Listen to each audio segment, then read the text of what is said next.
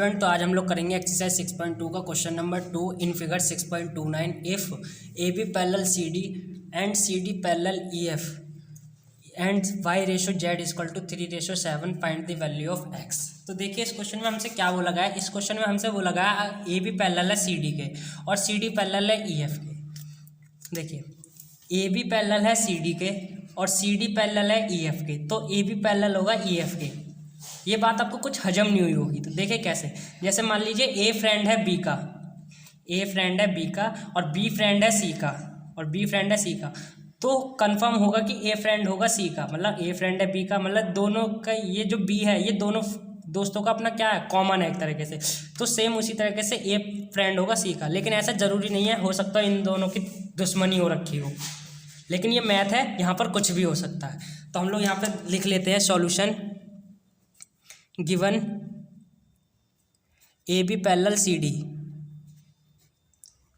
And C D parallel E F, तो ये दोनों ये दोनों एक दूसरे के पैरेलल होंगी। तो यहाँ पे लिख लेते हैं A B parallel C D parallel E F, ठीक है। Lines parallel to a same lines are parallel to each other, क्योंकि ये दोनों लाइन्स एक दूसरे के पैरेलल हैं, तो ये तीनों लाइन एक दूसरे के क्या हो गई, पैरेलल हो गई। अब हम लोग देख सकते हैं कि एक्स और जेड अल्टरनेट इंटीरियर एंगल हैं। देखिए कैसे, आपको यहाँ पे नज़र नहीं आ रहा होगा, देखिए यहाँ मैं दिखा देता हूँ। ये एक लाइन है, ये कौन सी लाइन है, ए, और ये है बी, और ये लाइन है ई, और ये लाइन है एफ। हमने थोड़ी देर के लिए सी और डी वाली लाइन को नहीं बनाया। अब देखिए ये वाला एंगल बन रहा है एक्स और ये वाला एंगल बन रहा है जेड, तो ये दोनों एक दूसरे का अल्टरनेट है। तो यहाँ पे लिख लेते हैं नाउ वी ऑब्जर्व दैट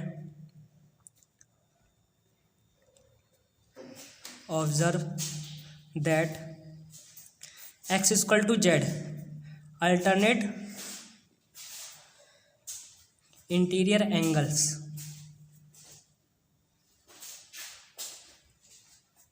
इसे मान लेते हैं पहली इक्वेशन।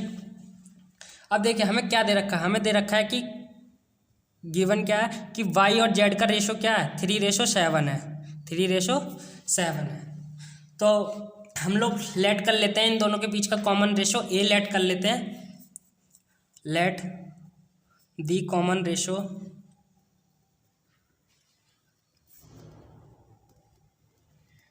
बिटवीन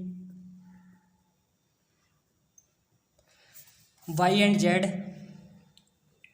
इन दोनों के बीच का हमने कॉमन रेशो क्या लेट करा, a। तो y की वैल्यू हो जाएगी 3a और z की वैल्यू हो जाएगी 7a। अब देखिए अगर यहाँ पे आप ऑब्जर्व करें तो x और y दोनों सेम ट्रांसवर्सल लाइन पर है, को इंटीरियर एंगल है, तो इन दोनों एंगल्स का सम कितना होगा, 180 होगा। तो यहाँ पे हम लोग लिख लेते हैं x plus Y equal to 180 degree. किस प्रॉपर्टी से, को इंटीरियर एंगल्स की प्रॉपर्टी से, को interior angles on the same side of transversal.